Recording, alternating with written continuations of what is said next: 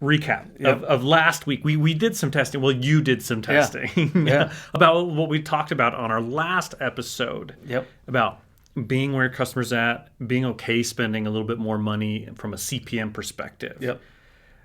Give us a rundown on what we talked about last week, and then let's talk about your tests that you ran and what you found. Yeah, so basically to recap last week, we were talking about how this individual was talking about data and really researching where your customer's at, and focusing more and more on where they're actually at versus what the advertising platforms recommend that you do, which is to put the ads everywhere, right? Yeah. And that technically it is cheaper when you do it that way, but in a way it could actually be more expensive because if you're wasting money on placements that aren't converting or your customers aren't there, then it doesn't matter how cheap it actually is. And so with the test that we ran last week, I ran one on my account and I ran a couple on some clients' accounts after analyzing what actually works for these specific offers, right?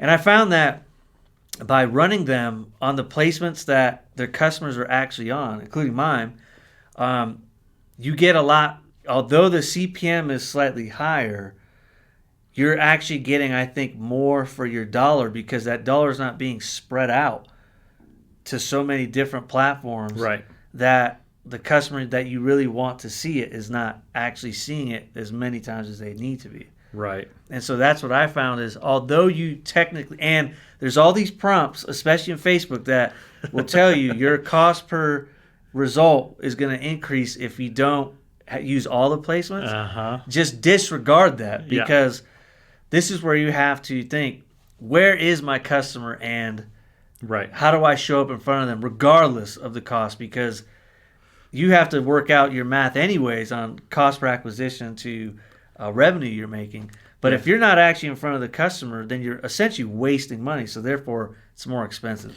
Right. So let's define CPM. And I know we define this a lot, but if someone's just hopping in right here, CPM is cost per 1,000 impressions. Yep.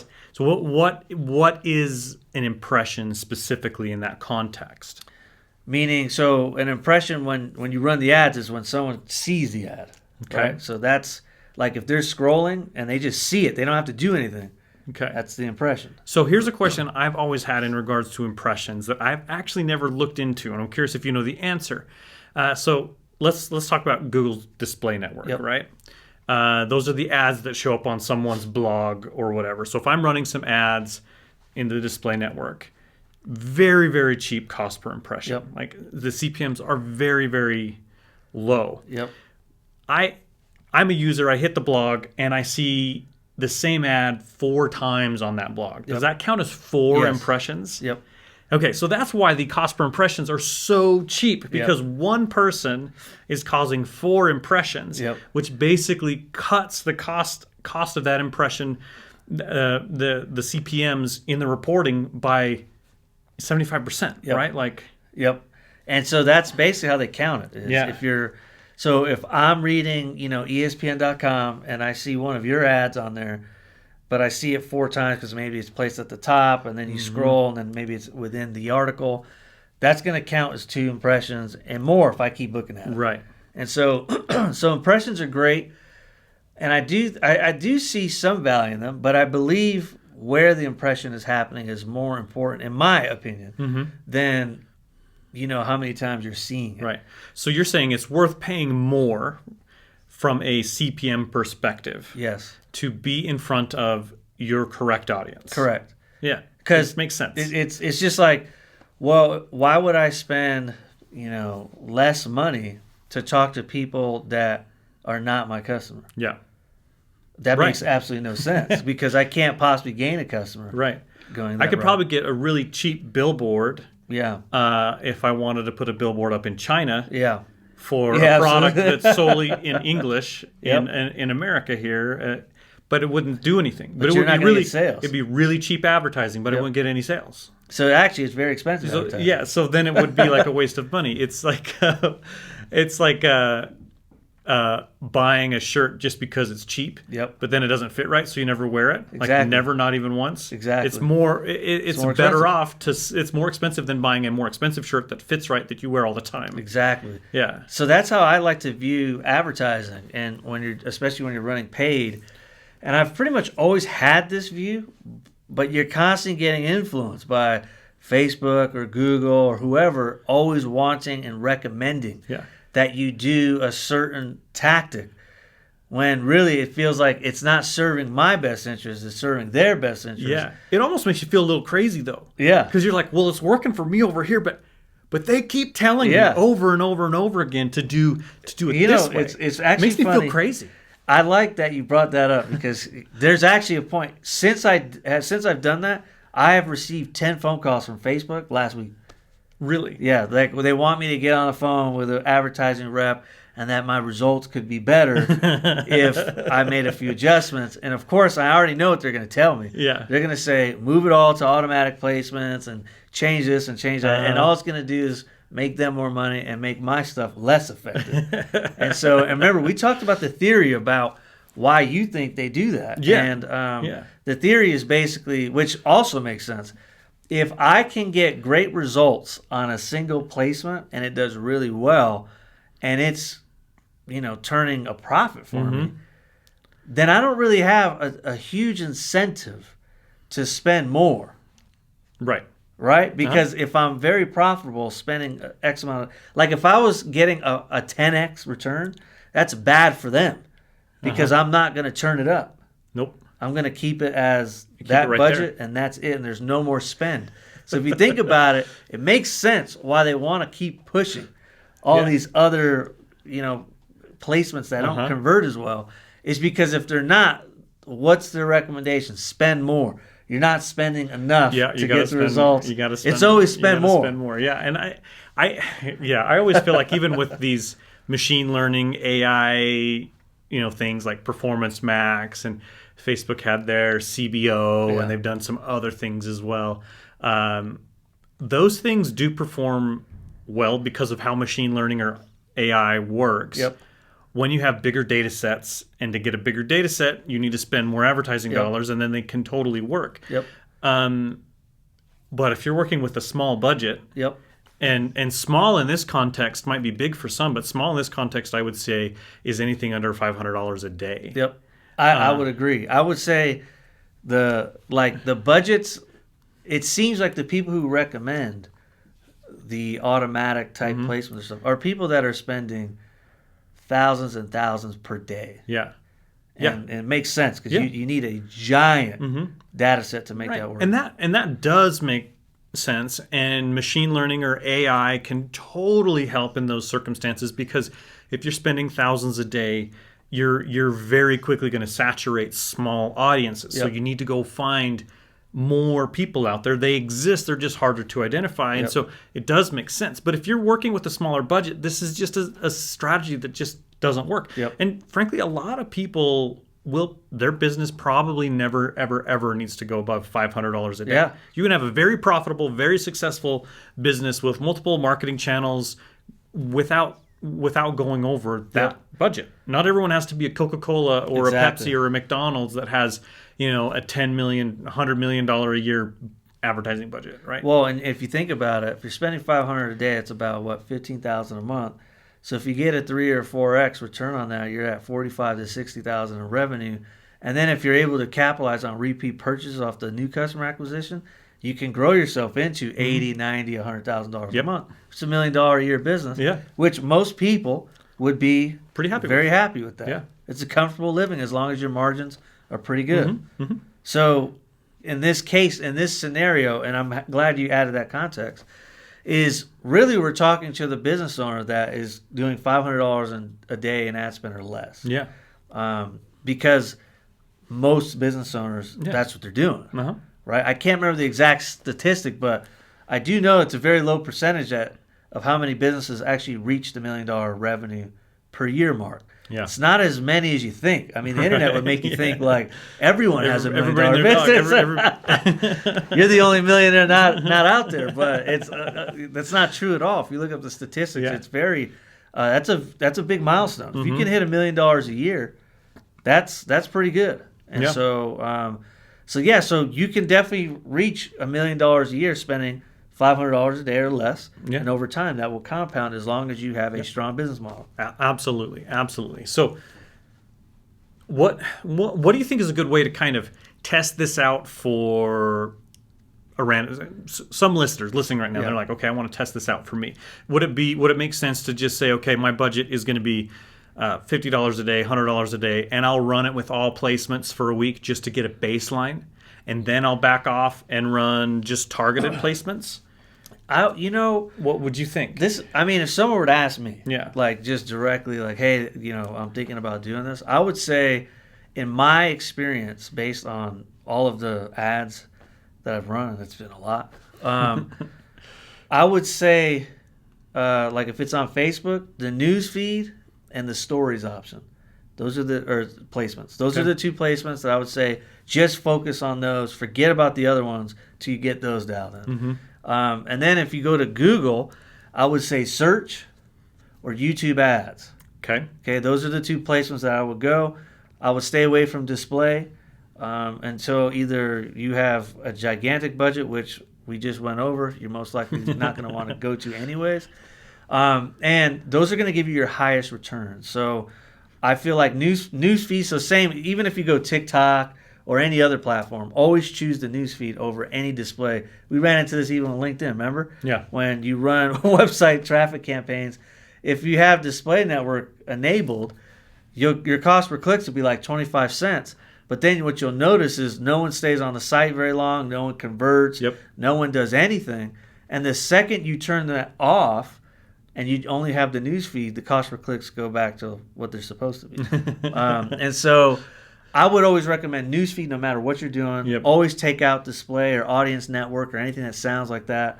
Or in video stream or ads, in video like stream. Any of those people aren't in the click to go off. They would want to just keep watching the video. It's just those are placements to give. I feel like a lot of vanity metrics. Like you've had 100,000 impressions, but 95,000 came from in-stream and audience network, and it's like that's not going to drive your bottom line. So the other thing that I typically recommend, okay, nothing is like set in stone. There's outliers out there, but I would say if you're doing e-commerce, right, or lower ticket products, you could stick with Facebook, and you can even start to test out TikTok since CPMs are really low, and that'll allow you to get more volume of traffic, and the numbers will work out.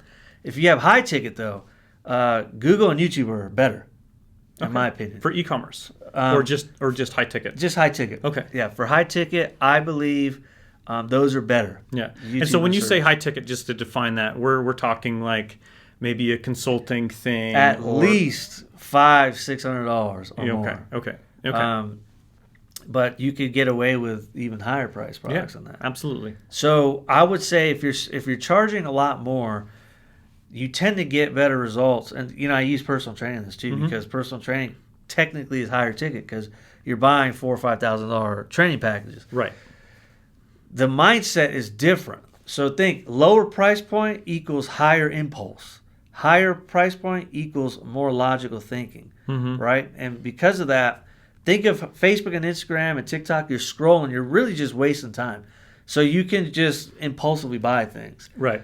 But when you're like, for example, YouTube, you're like kind of searching things out. Your mindset and mentality is a lot different. Right. Especially if you're targeting based off of keyword searches or topics. That really means that person that you're getting in front of is actually in the state of mind of the exact product you're selling. Plus, along those lines with YouTube, people are generally on YouTube to spend some time. Yep.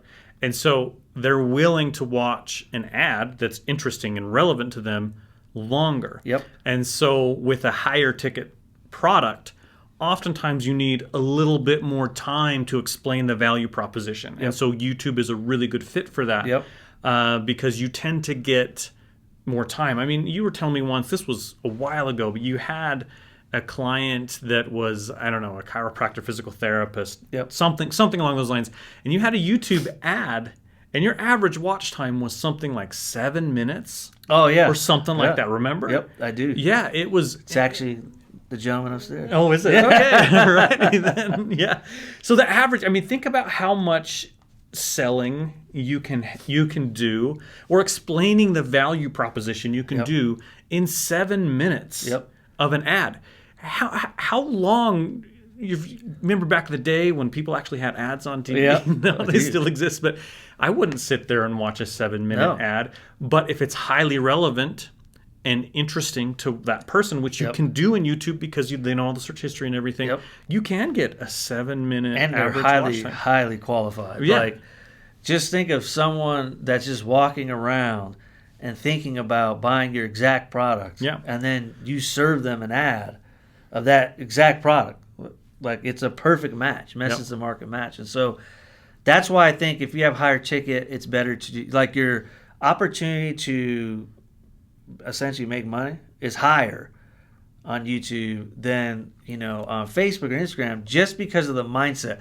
Are high ticket buyers on Facebook and Instagram? Of course they are. I'm not saying that they're not there.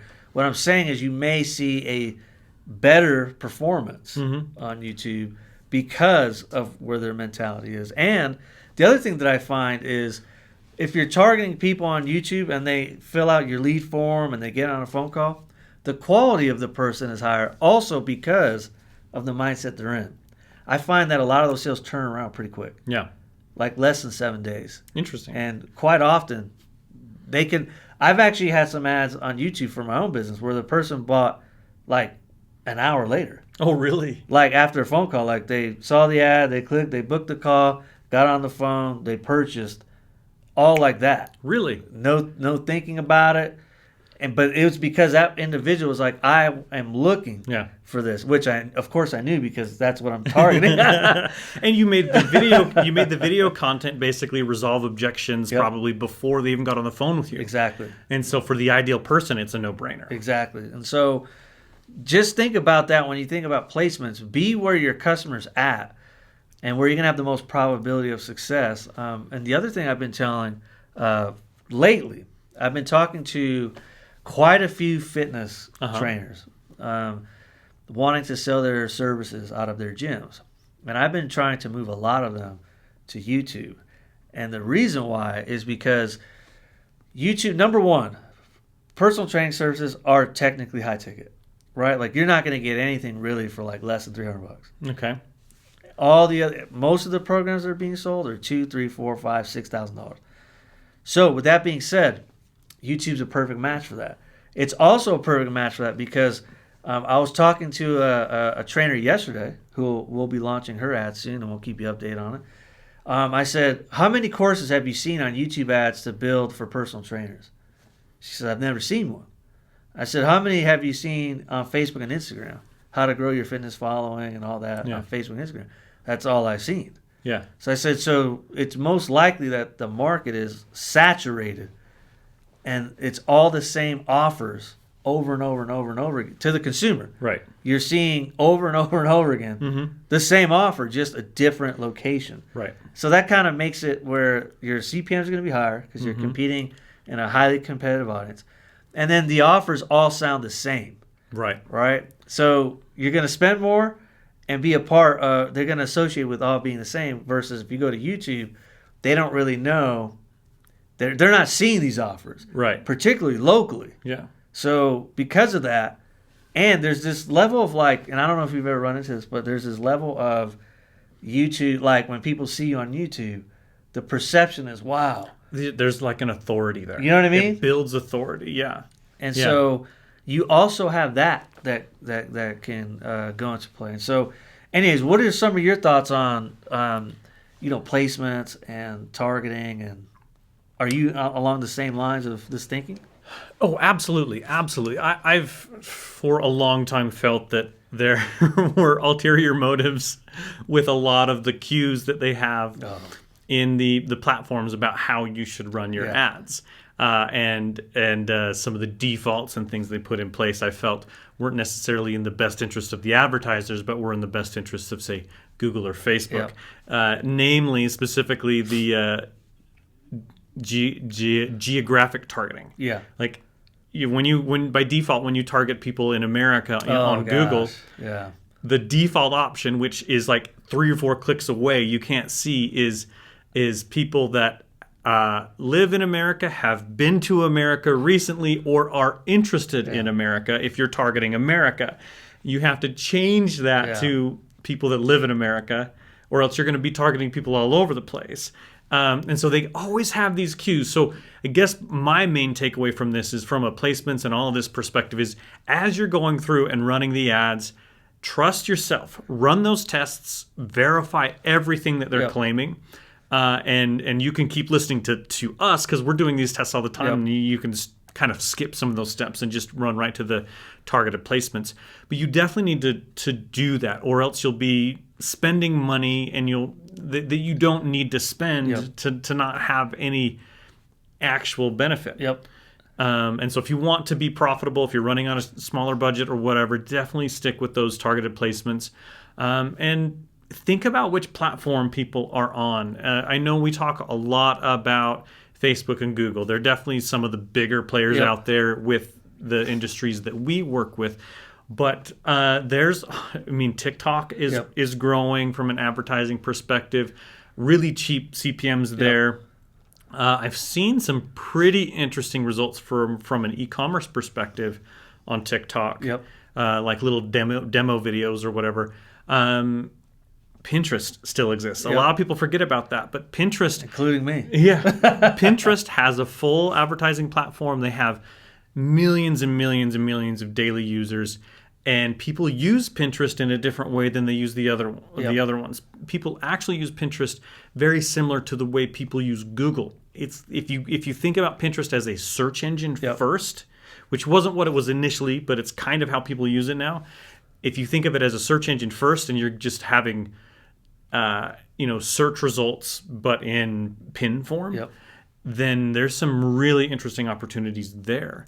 LinkedIn is another one. If your people are hanging out on LinkedIn, they have a full advertising platform. It's a little bit clunky, but I've seen some amazing results there, and they probably have one of the best, in my opinion, built-in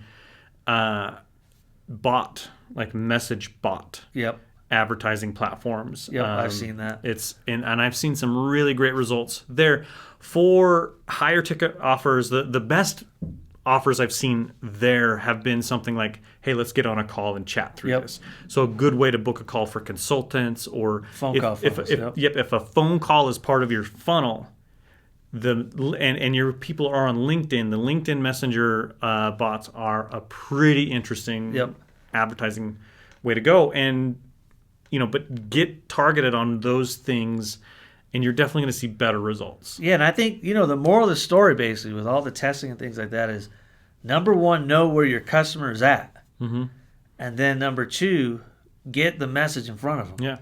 Right? I mean, you've got like 80% of the work done if you're literally showing up where your actual customer is at and you're putting something in front of them. Because then all you have to do is figure out, how do I get them to respond? But what you don't want to do, which a lot of these advertising platforms, I feel like, maybe not intentionally, but probably most likely intentionally, is encourage you to put your placements everywhere.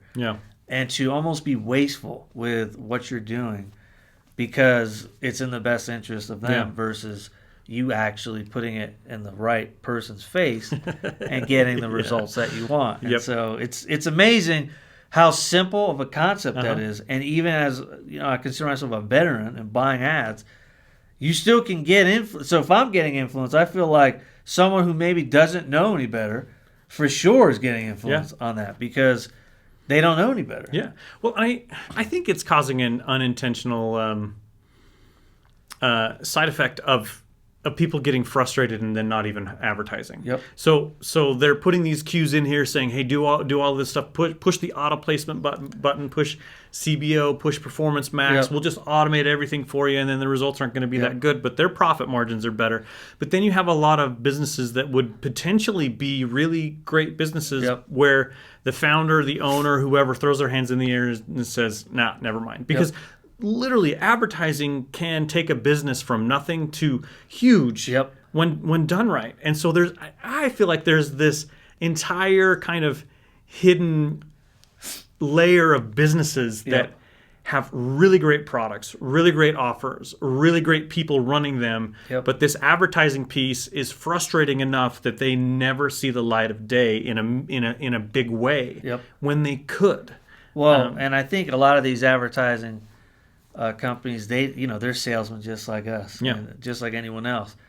They know that the consumer wants to hear automatic. Yep.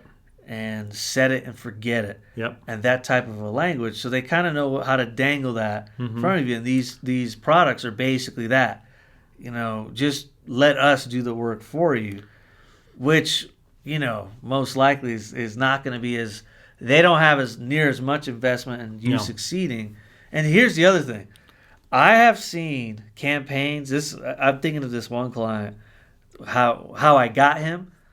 And when he gave me access to his ad account, I couldn't believe what I was seeing. Really? So Google agreed to build his ads or something like that. Okay. And had convinced him that he needed to spend like $500 or $600 a day. Okay. And this individual had the money to do so. But I went in there and there was I think there was 4 conversions. He'd been running this for weeks. What was the average order value? Or was it was like a $40, $50 product. It was performing horribly. And it was all set up by Google. And I'm like, so Google set this up, encouraged you to spend a whole bunch of money, and you're not getting any results. And when I say a whole bunch of money, I mean, what is 500 times 10? That's $5,000. Yeah. And he got 4 sales so that's like $280 in sales. But he spent $5,000. Yeah. Which is that's insane. I mean, I couldn't believe it. And I was like, Google actually set this up? And he had suspicion these ads, they're not working very well, even though Google literally made them. So I understand the psyche because in theory it would make sense, right? Who would know the advertising platform better than an actual Google rep or a Facebook rep or whatever? But you got to remember, the people that they're hiring, these are just salespeople. And most of them never run an ad in their life. Yeah. And so when they give you advice, it's it's from a script, a piece of paper that their sales manager told them to say. And it's I've had so many phone calls with reps like this where I'm like, that just doesn't seem to make sense. In my experience, actually running and paying money, I've never seen that work. Yeah. This just got me thinking here. The psychological term for someone convincing you that you're crazy is called gaslighting. I knew you were going to go this way. This episode definitely needs to be called Gaslighted. Gaslit by Google. Gaslit by Google and Facebook. Yeah. Where they convince you that you're literally going crazy, and you're like, I don't feel like I'm going crazy. Yeah, I feel like this is what it's telling me. But So, anyway, well, let's wrap it up here. Yeah. How can people get in touch with you, Greg? You can go to my website, gregmarshall.co, and book a free strategy session. And you? And blakebuse.com/SM3 is the best way to get in touch with me. All right. Well, hopefully you enjoyed this episode, and we'll see you guys next week. Okay. Bye.